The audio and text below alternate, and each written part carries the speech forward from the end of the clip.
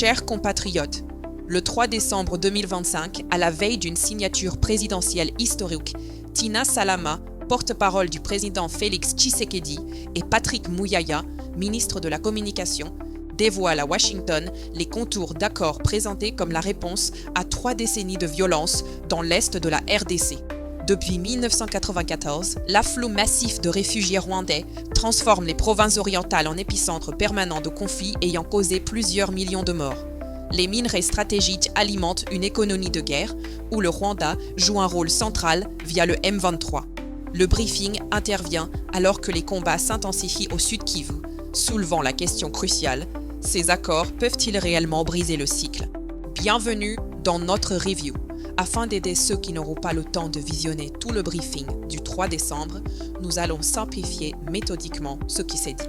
Loin des slogans, chaque affirmation, chaque engagement, chaque zone d'ombre sera examinée avec la rigueur qu'impose l'enjeu. Commençons par le premier point, le triptyque stratégique, paix, économie, partenariat. Tina Salama définit 3 piliers. Premier axe, mettre fin au cycle de guerre. Ça fait 30 ans quand même que nous sommes dans ces cycles de violence. Cette formulation reconnaît la complexité des dynamiques régionales. Deuxième axe, reprendre le contrôle des ressources naturelles. Elle utilise le terme « génocoste », désignant un génocide motivé par la captation économique. Aujourd'hui, si nous avons la guerre, c'est parce que la RDC est un pays riche et qu'il y a des pays qui veulent mettre la main basse sur nos minerais. Troisième axe, transformer les richesses en emplois via un partenariat stratégique avec les États-Unis. Structuré en 17 articles, cet accord vise la valorisation locale des minerais critiques, la formation et le renforcement des infrastructures. Le corridor de Lobito et Grand Tanga sont cités comme projets structurants. Patrick Muyaya situe Washington dans un processus multilatéral s'inscrivant dans la continuité de Luanda et mobilisant la résolution 2773 du Conseil de sécurité. L'architecture repose sur un mécanisme conjoint de coordination sécuritaire supervisant retrait, désengagement du M23 et neutralisation des FDLR. Cette structuration répond à une logique séquentielle. Sécuriser d'abord, développer ensuite. Cependant, une contradiction majeure émerge. Comment expliquer que la signature intervienne alors que les combats se poursuivent au sud Kivu? L'architecture repose sur 3 textes interdépendants. Cette complexité institutionnelle pose la question de l'exécution coordonnée. Qui arbitre en cas de divergence? Le briefing ne fournit aucune réponse opérationnelle. Analysons maintenant les lignes rouges. Souveraineté et non-brassage. Sur la souveraineté minérale, Tina Salama énumère 3 garanties. Aucune portion du territoire n'est cédée, aucune souveraineté n'est transférée, aucun droit de propriété sur les ressources n'est accordé. Les accords réaffirment la pleine souveraineté de la RDC sur son sol et son sous-sol. Les partenaires apportent technologie et investissement, mais la décision stratégique reste congolaise. Cette répartition dessine un partenariat asymétrique où Kinshasa conserverait le leadership politique tandis que Washington fournirait les capacités techniques. Sur le brassage, la ligne rouge est nette. Patrick Muyaya rappelle les échecs de 2009 et 2013. Tina Salama était claire. Ce ne sera pas une amnistie des groupes terroristes. On a dit niet. Le mécanisme retenu repose sur 3 filtres. Passage obligatoire par le PDDRCS, examen individuel excluant toute personne impliquée dans des violations graves, vérification de l'aptitude. Cette approche suppose une capacité administrative considérable. Le briefing ne précise ni les effectifs concernés, ni le calendrier. Les journalistes insistent. L'intégration conditionnée n'ouvre-t-elle pas des arrangements ultérieurs? Patrick Muyaya renvoie au chapitre 2. Pas de brassage, pas de mixage. Mais le texte mentionne des processus de réintégration structurés sans exclure formellement toute intégration collective. Cette ambiguïté alimente les interrogations. Les accords ferment-ils définitivement la voie au brassage ou aménagent-ils des exceptions? La crédibilité dépendra de la transparence. Voyons maintenant le calendrier opérationnel et le CONOPS. Patrick Mouyaya détaille le CONOPS structurant 3 phases. Phase 1. Cartographier les positions FDLR. Le ministre affirme que cette étape est avancée. Phase 2. Retrait des troupes rwandaises. Cette phase n'a pas débuté, alimentant le scepticisme. Phase 3. Désengagement du M23 et intégration conditionnelle. Le mécanisme conjoint supervise cette exécution. Mais aucun chiffre n'est communiqué sur les combattants recensés, désarmés ou relocalisés. L'absence de données vérifiables transforme cette phase en annonce d'intention. Plus problématique, le briefing intervient alors que les forces rwandaises intensifient leurs opérations. Le journaliste Jalon interpelle. Les combats actuels ne prouvent-ils pas que le Rwanda ne veut pas la paix? Tina Salama répond. La paix signifie retrait de troupes. Ce sera l'objet des discussions avec Trump. Cette réponse confirme que la signature précède l'application effective. Le calendrier reste suspendu à la volonté rwandaise de retirer ses forces. La cérémonie revêt un caractère symbolique plus que concret. Patrick Mouyaya évoque les outils de pression américains. Mais leur activation dépendra de la détermination de Washington. L'administration Trump privilégie les transactions bilatérales. Cette approche peut-elle contraindre un Rwanda historiquement réfractaire? Qu'en est-il de l'intégration économique régionale, la transformation de l'économie de guerre? Le cadre vise à substituer à la contrebande une économie légale sécurisant les chaînes d'approvisionnement. Tina Salama précise 3 principes. La paix comme prérequis, respect de la souveraineté, conditionnalité au respect des engagements sécuritaires. Cette architecture repose sur une hypothèse forte. Le Rwanda accepterait de renoncer au pillage au profit d'une participation légale. Patrick Mouyaya formule explicitement « Le modèle rwandais est fait de pillage ». L'accord vise à nettoyer. Pourquoi le Rwanda renoncerait-il à un système lui garantissant des revenus considérables? Mubenga interroge. Paul Kagame a déclaré que celui qui veut Goma vienne le voir. Vous faites confiance? Patrick Mouyaya renvoie au mécanisme de surveillance, mais reconnaît l'idée de mettre fin au trafic ne plaît pas à Kagame, car le modèle rwandais a été construit sur le vol de minerais. Cette reconnaissance soulève une question. Comment un accord peut-il fonctionner si l'une des parties a intérêt à son échec? La réponse congolaise repose sur la capacité américaine à modifier ce calcul. Cependant, l'histoire démontre la résilience rwandaise face aux pressions.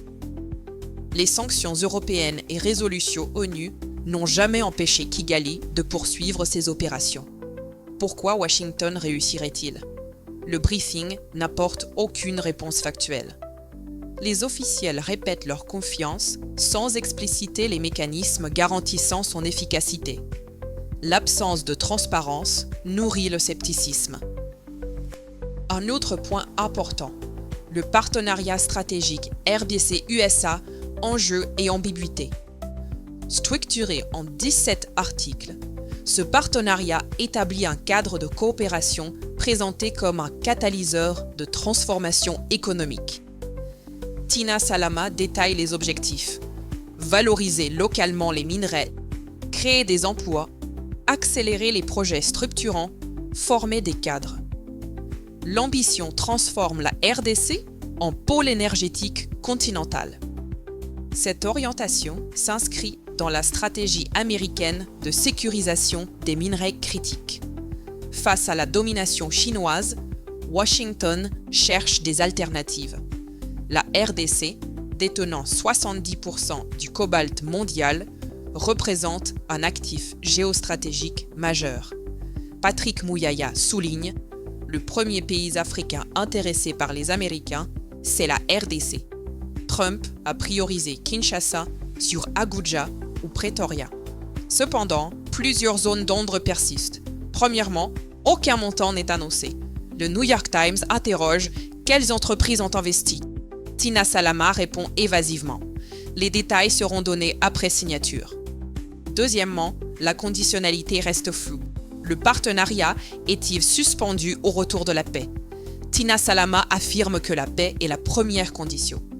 Mais Mouyaya nuance. Certains projets pourraient démarrer dans des zones sécurisées. Troisièmement, la souveraineté décisionnelle réelle reste à démontrer. Si Washington finance les infrastructures, telle marge conserve Kinshasa. L'expérience d'autres pays africains montre que la dépendance financière réduit l'autonomie. Le briefing ne fournit aucune garantie institutionnelle. Aucun mécanisme d'arbitrage indépendant n'est mentionné. Cette asymétrie interroge la qualification de partenariat. Soulevons les contradictions factuelles. Une signature sous les bombes. Jalon confronte les officiels. Les combats au Sud Kivu ne prouvent-ils pas que le Rwanda ne veut pas la paix? Tina Salama reconnaît « la paix signifie retrait de troupes ». Ce sera l'objet des discussions. Cette formulation confirme que la signature intervient alors que les conditions préalables ne sont pas remplies. Patrick Mouyaya tente d'atténuer. Trump a déclaré qu'il y avait la paix en RDC. La signature n'est que la première étape. La mise en œuvre est la plus difficile. Cette justification soulève plus de questions. Pourquoi signer avant d'avoir obtenu des gages concrets de bonne volonté rwandaise? Plusieurs hypothèses. Trump cherche un succès diplomatique rapide. Kinshasa mise sur l'effet contraignant de la formalisation, ou la signature masque des concessions non communiquées. Aucune n'est confirmée, mais l'insistance sur la vigilance trahit une conscience aiguë des risques. Patrick Mouyaya martèle « Nous ne sommes pas dupes ». Cette lucidité contraste avec l'optimisme affiché sur la capacité américaine à contraindre le Rwanda. Comment concilier la reconnaissance de la mauvaise foi rwandaise et la confiance dans un processus qui requiert précisément sa bonne foi? Cette contradiction traverse le briefing sans résolution. Pour finir, quel est le rôle américain, médiateur ou partie prenante? L'architecture repose sur la position américaine. Washington est simultanément médiateur et partenaire bilatéral de Kinshasa. Cette double casquette soulève des questions de neutralité. Tina Salama présente cette dualité comme un atout. Patrick Mouyaya évoque sanctions, restrictions d'aide, pression diplomatique. Mais l'efficacité dépend de la détermination politique. L'administration Trump privilégie le non-interventionnisme. Cette doctrine est-elle compatible avec une implication durable? L'historique américain offre des éléments contrastés. Durant les années 1990-2000, Washington a soutenu Museveni et Kagame, leur permettant d'opérer en RDC avec impunité. La médiation actuelle marque-t-elle une inflexion? Plusieurs indices suggèrent une évolution. Les intérêts économiques se sont déplacés. Washington cherche désormais à sécuriser directement l'accès aux ressources congolaises. La compétition avec la Chine intensifie la pression. Cependant, ces calculs ne garantissent pas l'effectivité. L'engagement reste conditionné à la persistance de l'intérêt stratégique et à la volonté politique. Le briefing passe sous silence cette fragilité. Les officiels présentent l'engagement américain comme définitif, alors qu'il demeure conjoncturel. Cette présentation occulte la nécessité de diversifier les soutiens. Voici donc la fin de ce résumé exclusivement fait pour vous, qui nous suivez tous les jours. Le briefing révèle autant par ce qu'il dit que par ce qu'il tait. Les accords établissent une architecture ambitieuse. Ils formalisent des engagements précis. Cependant, 3 fragilités majeures traversent ce dispositif. Premièrement, la signature précède l'exécution des conditions préalables. Les combats se poursuivent, les groupes demeurent déployés. Cette inversion transforme l'accord en pari sur la capacité américaine à contraindre ultérieurement le Rwanda. Deuxièmement, les mécanismes restent programmatiques. Aucun calendrier contraignant, aucun montant annoncé, aucune donnée chiffrée. Cette absence réduit la portée opérationnelle. Troisièmement, l'asymétrie des intérêts fragilise la viabilité. Le Rwanda prospère sur la guerre. Les États-Unis privilégient le transactionnel. Seule la RDC a un intérêt vital au succès. Le briefing illustre la difficulté de la diplomatie congolaise, négocier avec un agresseur qui prospère sur la guerre, sous médiation d'une puissance dont l'engagement reste conditionnel. Les officiels naviguent entre affirmation de souveraineté et dépendance aux leviers externes. Cette tension traverse chaque réponse. Elle matérialise le dilemme: accepter un accord imparfait ou rejeter une opportunité peut-être unique. Les prochains mois révéleront si ce pari était justifié. 3 questions demeurent. Trump activera-t-il ses leviers de pression? La RDC dispose-t-elle des capacités pour mettre en œuvre les mécanismes? Le cadre économique peut-il transformer une économie de guerre enracinée? Ces interrogations touchent à la crédibilité de la diplomatie multilatérale, à la capacité des États fragiles à négocier avec leurs agresseurs, à la fiabilité des grandes puissances. Washington, 3 décembre 2025. Un moment charnière ou une illusion diplomatique. Seul le terrain apportera la réponse. Merci de nous avoir suivis. Nous continuerons de décortiquer ce dossier avec la rigueur qu'il impose. La vérité factuelle demeure notre seule boussole. Que Dieu bénisse la République démocratique du Congo.